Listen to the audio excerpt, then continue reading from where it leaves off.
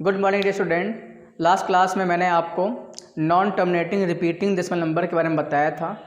Okay, और वो क्या होता है एक बार आपको रिपीट करके एक बार मैं रिपीट कर देता हूँ जो मैंने लास्ट में आपको पढ़ाया था।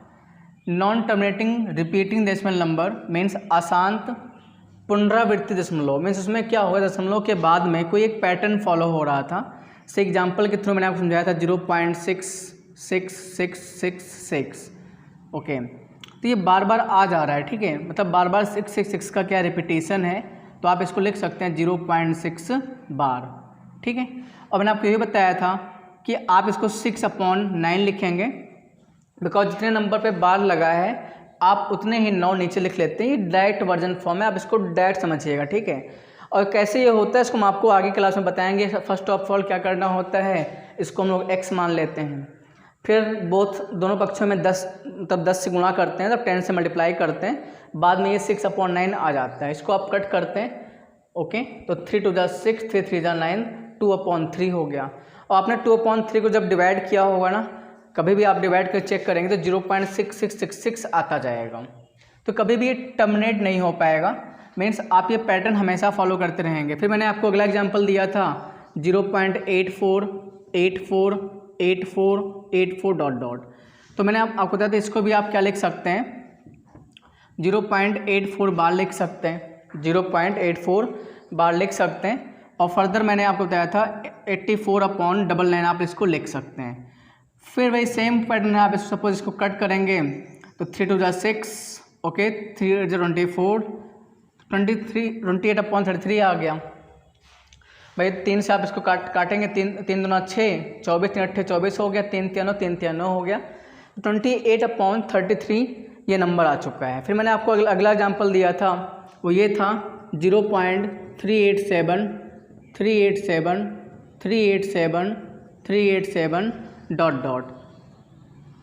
तो इसको भी आप क्या लिख सकते हैं, 0.387 बार लिख सकते हैं। ओके, फर्दर आपको लिखना क्या पड़ेगा, इसको 387 आपने लिख लिया। कंप्लीट नंबर को आप लिखिए, जो डेसिमल के बाद में एक एग्जैक्ट नंबर होगा उसको आपको लिखना होगा, और जितने ऊपर बार लगा होगा उतने ही आप 9 से मल्टीप्लाई, उतने ही 9 से आप डिवाइड कर देंगे। फर्दर इसको कट करेंगे, 3 1 3, 3 2 6, 3 9 9 27, 3 3 9, 3 3 9, 3 3 9। आपने इसको 3 से ऊपर नीचे कट किया है।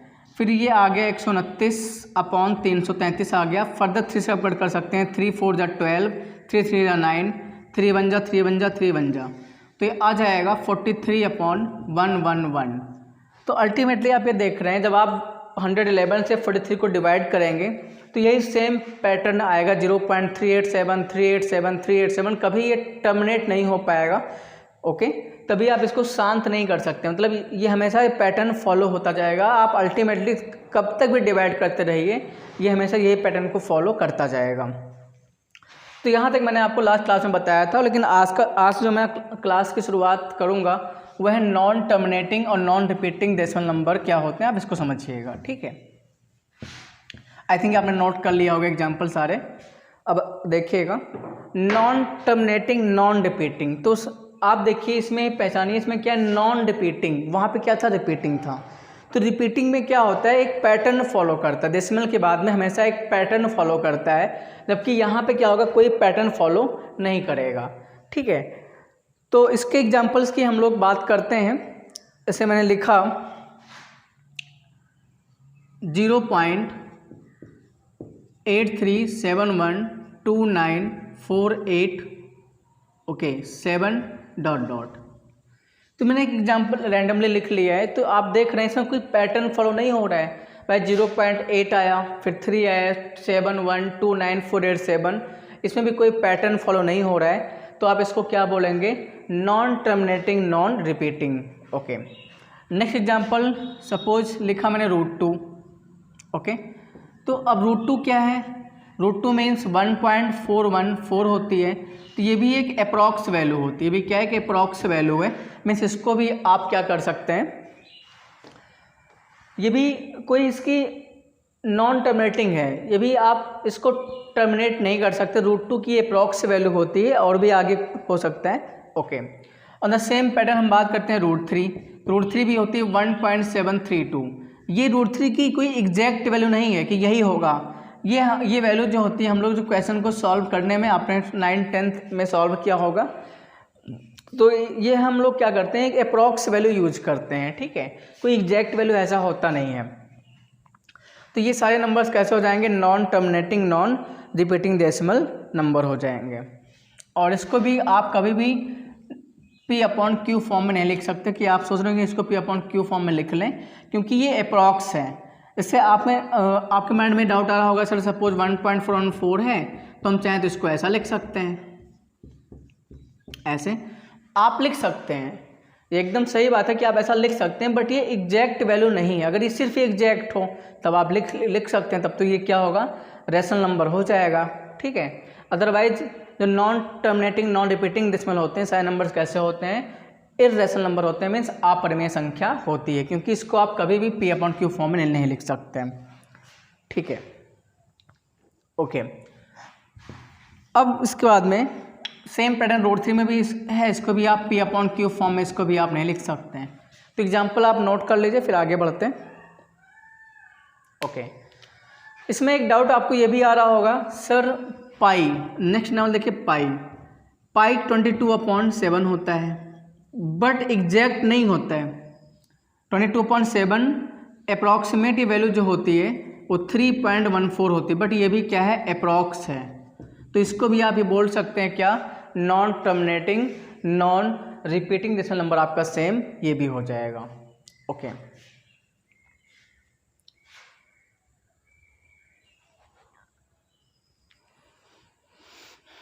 I think it is clear, okay. अब नेक्स्ट आप देखिए कॉन्सेप्ट, एक बात ये भी याद रखिएगा कि non terminating repeating decimal number जो होते हैं वो रेशनल नंबर हो सकते हैं भाई। 0. जैसे हमने कहा 6 बाद में उसको आपने 6/9 लिखा था, और वो 6/9 कन्वर्ट हो गया था 2/3 में, तो वो क्या होगा, रेशनल नंबर होगा, मतलब एक परिमेय संख्या होगी। और जो हमने आपको अभी भी पढ़ाया कि non terminating non repeating decimal number ये कभी भी परिमेय संख्या नहीं होगी, संख्या कैसी होगी, अपरिमेय संख्या होगी, ओके। अब नेक्स्ट आ जाता है इंटीजर्स। लिसन केयरफुली, इंटीजर्स मैंने आपको पढ़ाया था, एक बार फिर से डिस्कस कर देते हैं। देखिए इंटीजर्स की हम लोग बात करते हैं, तो इंटीजर देखें आपके दो टाइप के हैं, एक होते हैं निगेटिव इंटीजर या पॉजिटिव इंटीजर, पॉजिटिव, और नेक्स्ट है आपका negative, okay. Negative positive integer की हम लोग बात करें तो ये क्या होते हैं, 1 2 3 4 5 ... निगेटिव इंटीजर की बात मैं करता हूँ तो वो क्या क्या होता है, -1 -2 -3, ओके, -4 ... ये निगेटिव इंटीजर होते हैं, ठीक है। तो आपके माइंड में ये सवाल आ रहा होगा, सर जीरो क्या होता है, जीरो भी एक इंटीजर होता है। यहाँ पे मैं नंबर लिख रहा हूँ जीरो भी क्या होता है, एक इंटीजर है। Zero is a integer, integer means पूर्णांक होता है, पूर्णांक, ओके।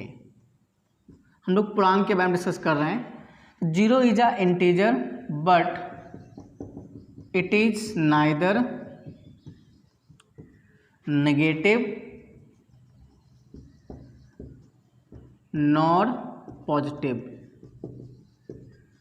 जीरो एक इंटीजर है लेकिन ये ना तो नेगेटिव होता है और ना ही पॉजिटिव होता है। Zero is a integer, okay. तो आपको ध्यान देना होगा, जीरो एक ऐसा इंटीजर है, ना ही वो नेगेटिव इंटीजर में काउंट होता है और ना ही वो पॉजिटिव इंटीजर में काउंट होता है।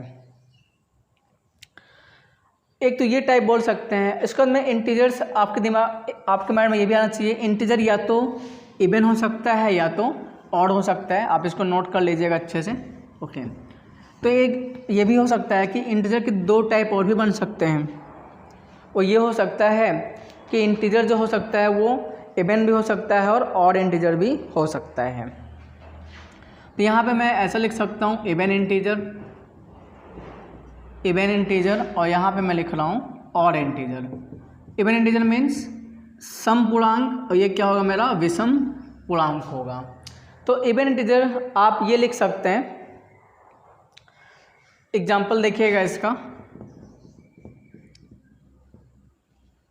तो इवन इंटीजर्स में आप इस टाइप से इसको लिखा जा सकता है कि a number, what is first of all बात ये होता है कि इवन इंटीजर, इवन नंबर क्या होता है। तो number which is divisible by 2 is called even number. तो अब इसमें ये भी हो सकता है कि इवन इंटीजर की बात अगर हम लोग करते हैं तो आप इसको ऐसे लिख सकते हैं, 0 भी एक इवन नंबर है, 0 भी एक इवन इंटीजर होगा। क्यों होगा? क्योंकि 0 को हम लोग 2 के मल्टीपल में लिख सकते हैं। 0 +-2 +-4 +-6 डॉट डॉट, ये सारे नंबर्स कैसे होते हैं? इवन इंटीजर होते हैं। नेक्स्ट है आपका ऑड इंटीजर।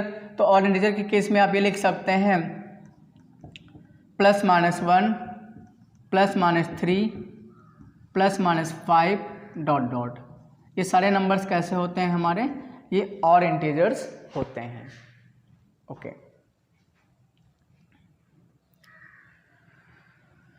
एक बात भी ध्यान रखना, इवन इंटीजर जो होता है मेरा वो ऑलवेज 2 के फॉर्म होती है, 2 के फॉर्म। और जो ऑड इंटीजर होता है ये हमेशा क्या होगा? 2 के +-1 फॉर्म होगा, 2 के +-1 फॉर्म होगा। Where k is some integer, मैं यहाँ पे लिख रहा हूँ where k is some integer, जहाँ पे के क्या होगा? कुछ एक पूर्णांक होगा। क्यों? अब समझिए पहले आप। सपोज के की वैल्यू हो गई 0, तो 0 आ गया। के की वैल्यू आपने ले लिया 1, तो 2 × 1 2 आ जाएगा। के की वैल्यू हो गई सपोज 2, तो 2 × 2 4 हो जाएगा। के की वैल्यू हो गई -2, तो 2 × -2 -4 हो जाएगा। मीन्स आप के की वैल्यू एज ए इंटीजर कुछ भी लेंगे, हमेशा इसी ब्रैकेट में जो नंबर्स लिखे हुए हैं हमेशा यही नंबर्स आते जाएंगे। अब यहाँ समझिएगा और इंटीजर, यहाँ भी 2 के +-1 टाइप का होगा। सपोज आपने के की वैल्यू रख लिया 0, अगर आपने के की वैल्यू को 0 अप्लाई किया हुआ है तो अभी देख सकते हैं, तो 2 × 0 0 आएगा, +-1 मीन्स क्या आएगा? +-1 ही तो आएगा। फिर आपने कहा सर के की वैल्यू हम लोग रखेंगे 1, अगर के मान लो 1 हो गया तो 2 × 1 +1 3 आ जाएगा, और 2 × 1 और -1 लेंगे तो फिर से 1 आ जाएगा। ठीक है, तो ऑड इंटीजर जितने भी ऑड इंटीजर जो भी होते हैं उसका हमेशा जो एक फॉर्म होता है, एक जनरल स्ट्रक्चर जो होता है वो 2 के +-1 फॉर्म होता है। अगर हम बात करते हैं इवन इंटीजर्स की, तो इवन इंटीजर की जो फॉर्म होगा वो 2 के फॉर्म होगा, where k is some integer. I think आपको समझ में आ गया होगा, आप इसको नोट कर लीजिए। ओके,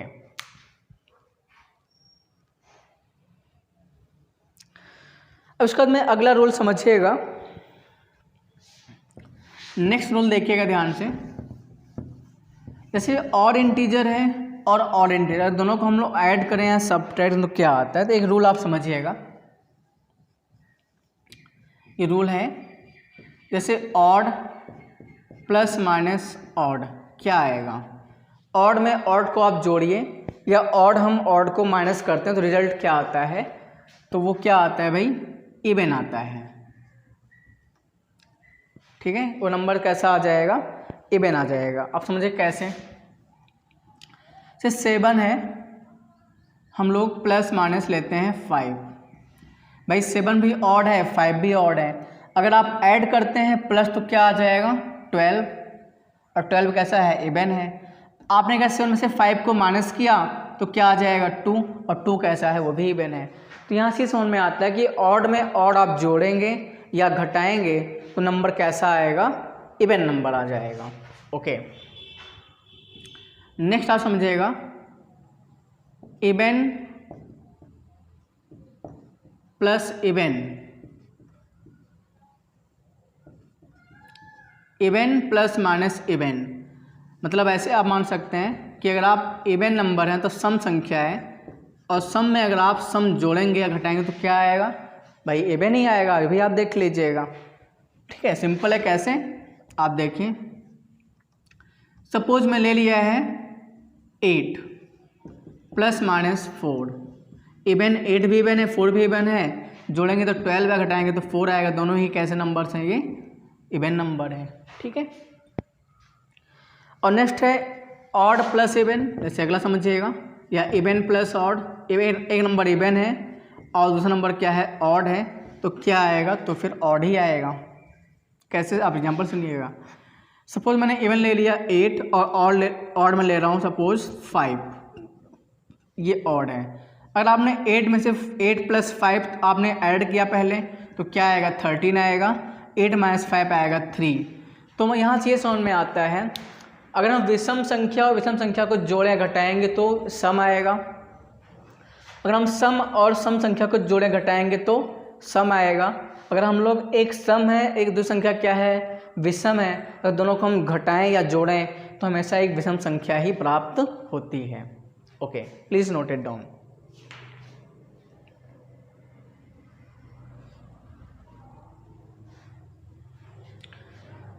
अब नेक्स्ट आपका जो कॉन्सेप्ट है वो नेचुरल नंबर का है। खैर डिस्कस मैंने आपको बताया था, लेकिन इसको थोड़ा अच्छे फॉर्म में आपको बताते हैं। नेचुरल नंबर, प्राकृतिक संख्या, प्राकृतिक संख्या। देखिए प्राकृतिक संख्या आप कहते हैं 1 से शुरू होती है, 1 2 3 4 5 6 7 8 ये सब शुरू होती है, ठीक है। आप ऐसे लिख भी सकते हैं चाहें तो, ऐसे 1 2 3 4 5 डॉट डॉट ऐसे ये शुरू होती है, यहाँ तक आती है। इनफिनिट से जाएगी, कोई इसका आप कहीं पे एंड नहीं कर सकते हैं। बहुत सारे नंबर्स होते हैं नेचुरल नंबर में। ओके, तो आपको ध्यान ये रखना है कि इसके भी 2 पार्ट हम लोग चाहें तो कर सकते हैं। एक होता है आभाज्य संख्या में और दूसरा होता है भाज्य संख्याओं में। तो इसके भी 2 पार्ट मैंने किया। तो फर्स्ट मैंने लिखा प्राइम नंबर्स, प्राइम नंबर्स,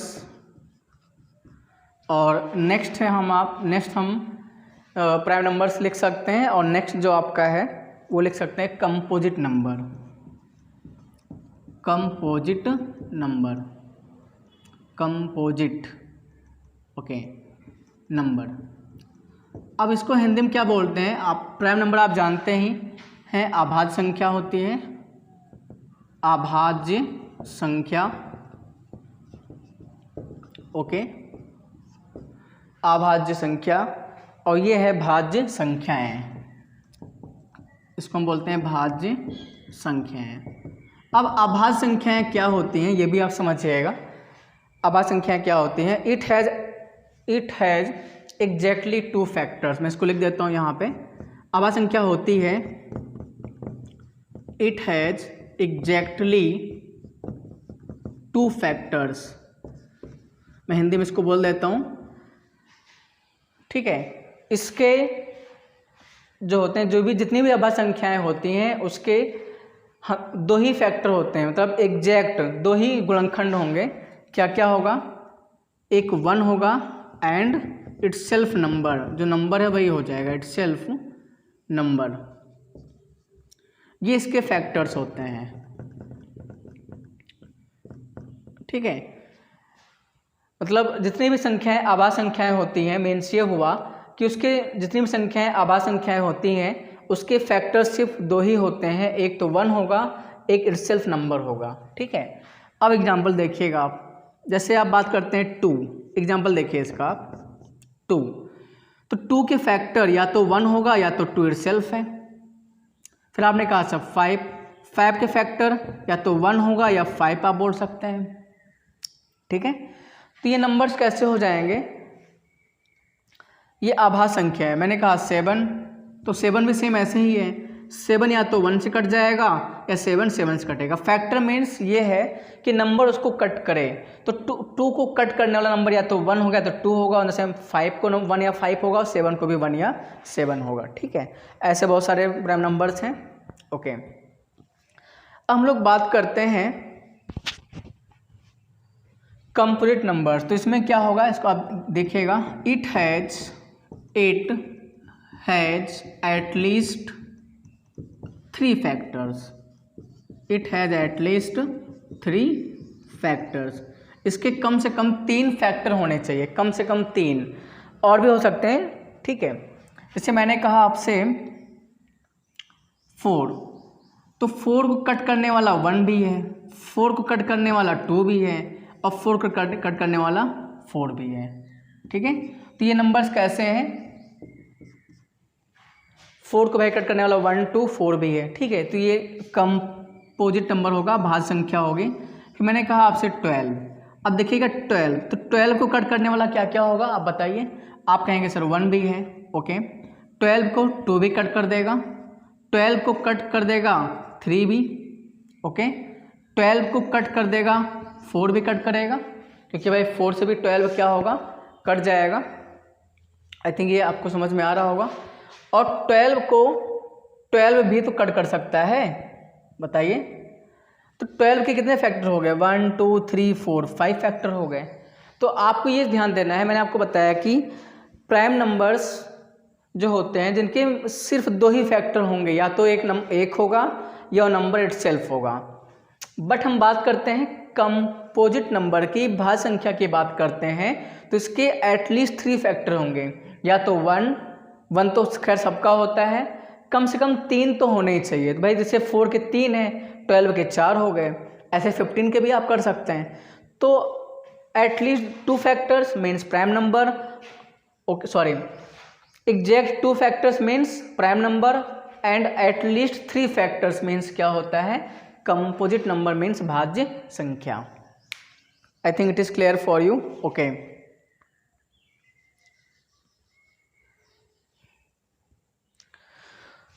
अब नेक्स्ट देखिएगा, तो आई थिंक आपको प्राइम नंबर आभाज्य संख्या क्या होती है आपको समझ में आ गया होगा। तो आप कहेंगे सर ऐसे संख्याएं जिसके एग्जैक्ट 2 ही गुणनखंड होते हैं, या तो 1 होता है या नंबर स्वयं होता है। और भाज्य संख्या क्या होती है, इसको कहते हैं कंपोजिट नंबर।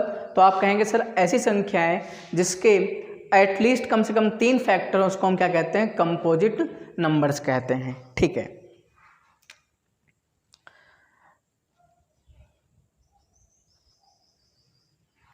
तो मैंने आपको बता दिया था, प्राइम नंबर्स के बारे में बताया था। तो आप ये भी एक हल्का सा भी समझ लीजिएगा। जैसे मैंने आपको बताया प्राइम नंबर्स, इसको देखिए हल्का, इसको मैं एप्लीकेशन है इसका, कहीं कहीं क्वेश्चन में यूज करना पड़ जाता है। तो मैंने आपको बताया था a number which has exact 2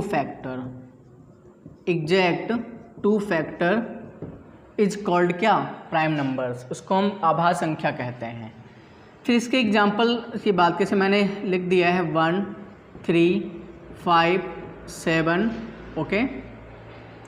फिर 11 होगा, 13 17 19 23, ऐसे और बहुत सारे हैं, मैंने इसे यहाँ पे लिखा है। अब आप ये बताइए, जैसे मैंने कहा 3 5 7, इसके बारे में आप क्या बोल सकते हैं? 3 5 7, तो इसके बारे में बोल सकते हैं, सॉरी 1 नहीं होगा यहाँ पे यार, 2 से स्टार्ट होता है प्राइम नंबर्स, 1 नहीं होता, सॉरी। अब देखिएगा 2 क्या होता है, तो 2 आप बोल सकते हैं सर ये इवन प्राइम नंबर, ये कैसा है, ये एक सम अभाज्य संख्या है, इवन प्राइम नंबर होता है। 3 5 7 क्या होगा, तो 3 5 7 में बोल सकते हैं कॉन्जिक्यूटिव ऑड प्राइम नंबर्स आप बोल सकते हैं। जैसे 3 5 7 जो लिखा है इसके बारे में ये मतलब जो पैटर्न है इसको हम ये बोल सकते हैं कॉन्जिक्यूटिव ऑड प्राइम नंबर्स। ठीक है, मतलब ये क्या है, एक कॉन्जिक्यूटिव लगातार विषम अभाज्य संख्या होती है, मतलब यही पैटर्न है। देखिए और कहीं ऐसा पैटर्न फॉलो नहीं हो रहा है, जैसे इसमें 2 2 का गैप है, 3 के बाद 2 गैप है, फिर 2 गैप आया, फिर 11 के बाद 13 गैप, तो 2 का गैप है, बट 13 और 17 में गैप 4 का हो जा रहा है, तो ये नहीं होगा। मैं सिर्फ यही एक ऐसा है जिसमें 2 का ही 2 का गैप है, मतलब ये 3 नंबर जो होंगे 3 5 7 जो होंगे वो कॉन्जिक्यूटिव ऑड प्राइम नंबर होता है। क्योंकि भी क्वेश्चन में ऐसा खैर बोल देते हैं कि कॉन्जिक्यूटिव ऑड प्राइम नंबर्स है 3 numbers which are consecutive odd prime numbers, 3 संख्याएं ऐसी हैं जो क्रमिक ऑड प्राइम नंबर, जो क्रमिक विषम आभाज्य संख्याएं हैं, तो वो कौन सी होंगी, 3 5 और 7 होगा, बिकॉज इसी में ही पैटर्न फॉलो हो रहा है। ठीक है स्टूडेंट्स, आपको ये भी बता दें आपको कि थ्योरी आपको हम डिटेल थ्योरी पढ़ा रहे हैं, हल्का टाइम, काफ़ी ज़्यादा टाइम लग रहा है इसमें, ठीक है। और आपको थ्योरी पूरी पता होगी, में सारा कॉन्सेप्ट क्लियर होगा, तो क्वेश्चंस आपसे बहुत ही अच्छे फॉर्म में होंगे, ठीक है। तो आपसे कोई क्वेश्चन नहीं फंसेगा, तो आप थोड़ा थ्योरी अच्छे से पढ़ लीजिए, थ्योरी ही सब कुछ है। अब जो आपको सारा कॉन्सेप्ट पता होगा थ्योरी का, कि कौन से, सपोज ये क्वेश्चन लैंग्वेज में आ गया कि 3 अभाज्य विषम संख्याएं कौन कौन सी हैं, तो आपका अगर आपने थ्योरी पढ़ी है तो 3, 5, 7 ही आपको नज़र आएगा। तो आप आई थिंक थ्योरी अच्छे से पढ़िए, ठीक है। अभी क्वेश्चंस आपको हम करवाएंगे नेक्स्ट क्लास में, लेकिन आप थ्योरी खूब अच्छे से कवर करिए, ठीक है। ओके, फिर नेक्स्ट कॉन्सेप्ट आता है twin prime number. Next concept ये आता है, वो आपका होगा ट्विन प्राइम। ओके, अब देखिए ट्विन प्राइम क्या होता है, ठीक है। 2 prime number which have gap is equal to 2, ऐसे आप लिख सकते हैं। एज सच, मैं से लिखता हूँ definition, as such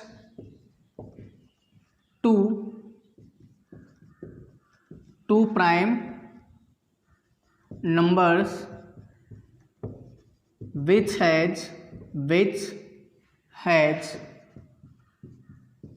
gap equal to 2, ऐसे प्राइम नंबर जिसमें 2 का गैप हो, ऐसी आभाज्य संख्या है जिसमें अगर 2 का गैप होता है तो उनको हम क्या बोलते हैं, ट्विन प्राइम बोलते हैं, ठीक है। द्वि आभाज्य संख्या बोलते हैं। इसमें एग्जांपल देखिएगा आप, मैंने कहा 11 और 13, तो ये ट्विन प्राइम है, क्यों, क्योंकि इसमें 2 का गैप है। फिर मैंने कहा 17 और 19, इसमें भी 2, ये भी क्या है, ट्विन प्राइम है, क्योंकि इसमें भी देखिए 2 का गैप है। जैसे 11 में 2 का गैप है, तो इसमें क्या हो, गैप अगर 2 का होता है, विच हैज, आप बोल सकते हैं गैप इज इक्वल टू, उसमें 2 गैप होता है तो उसको हम लोग क्या बोलते हैं, ट्विन प्राइम बोलते हैं, ठीक है। 17, 18, 19 2 का गैप है इसलिए। ओके, तो प्लीज़ नोट इट डाउन। इसको मैंने नोट लिखिएगा, नोट आप लिखिएगा, इसको आपको याद रखना, क्वेश्चन में यूज होता है। नोट पहला है, total number of prime numbers from 1 to 50, total number of prime numbers from 1 to 50 जो होगा 15 प्राइम नंबर्स हैं। टोटल प्राइम नंबर्स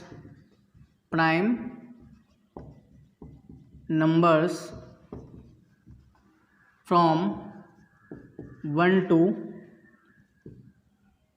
50, 1 से लेके 50 तक जो है, मान लो फ्रॉम 1 to till 50 लिख सकते हैं, फ्रॉम till 50, वो हैं 15 प्राइम नंबर्स ही हैं, 15। तो आप ये बोल सकते हैं 1 से लेके 50 के बीच या 50 तक जो है अभाज्य संख्याओं की संख्या जो है वो 15 अभाज्य संख्या है, ये भी आप याद रखिएगा, ठीक है। फिर नेक्स्ट है प्राइम नंबर्स फ्रॉम 51 to 100, वो है 10 प्राइम नंबर हैं, ठीक है। Total prime numbers from 51 to 100, तो कितने हैं, वो 10 प्राइम नंबर हैं, ठीक है। वो कितने नंबर आपके 10 प्राइम नंबर्स हैं। और ये भी आपको बता दें, नेक्स्ट आप लिखिएगा, याद रखना है, total prime numbers from 1 to 100, आप जोड़ लीजिएगा। Total prime numbers from 1 to 100 कितने होंगे, आप बता दीजिए। 15 10 कितना होता है, 25 होता है, ठीक है। अब आप वो लिख करके चेक कर, मैं लिख के दिखा देता हूँ, इसको आप देखिएगा। मैं लिख के दिखाता हूँ। मान लीजिए मैंने लिखा 2 3 5, ओके, 7 11 13 17 19 23 होगा, ठीक है। और 23 29 हो जाएगा, प्राइम नंबर होगा। 31 33 नहीं होगा, 34 35 37, ओके। 41 43 हो जाएगा। 45 47, ओके। 51 53 होगा। 57 नहीं होगा, ओके। 59 यस, 61, 63, 65, 67 ओके, 69 नहीं, 71 हो सकता है, होगा प्राइम नंबर, ओके। 73 भी होगा, 75, 77, 79, 81, 83 ओके, 85, 87, 91 नहीं, ओके। 85, 87 हो सकता है, 91 नहीं होगा, 93 नहीं, 95, 97 चेक करिए। 25 होना चाहिए, 1 2 3 4 5 6 7 8 9 10 11 12 13 14 15 16 17 18 19 20 21 22 23 24। एक कहीं मिसिंग हो रहा है, आप चेक करिएगा। 2 3 5 total number of prime numbers from 1 to 25 होने चाहिए, ठीक है। तो 2 3 5 7 11 13 17 ओके, 19 23 29 31 37 41 43 47 हो गया, ठीक है। 51 नहीं होगा, 53 59 60 61 63 65 भी नहीं होगा, 67 सही है, 69 71 73 79 83 हो गया, सॉरी एक छूटा हुआ है, दैट इज 89 आपका प्राइम नंबर हो जाएगा, ठीक है। 89 है और 97 है, आई थिंक 25 प्राइम नंबर्स हो गए। तो आपको बस ये लिखना नहीं, आपको याद रखना है कि 1 से लेके 50 तक 15 आभाज्य संख्याएं होती हैं, 51 से लेके 100 तक 10 आभाज्य संख्या होती है, और टोटल प्राइम नंबर्स फ्रॉम 1 जो फ्रॉम 1 से लेके 100 तक जो होता है वो 25 होता है, ठीक है। Okay, please note it down.